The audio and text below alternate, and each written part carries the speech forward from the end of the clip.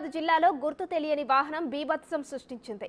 బయ్యారం మండలం గంధంపల్లిలో 2 ఆటోలను ఢీకొట్టిన డీసీఎం అక్కడితో ఆగకుండా తోపుడు బండ్లను కూడా ఢీకొట్టింది. ప్రమాదం అనంతరం ఆగకుండా వెళ్లిపోయింది.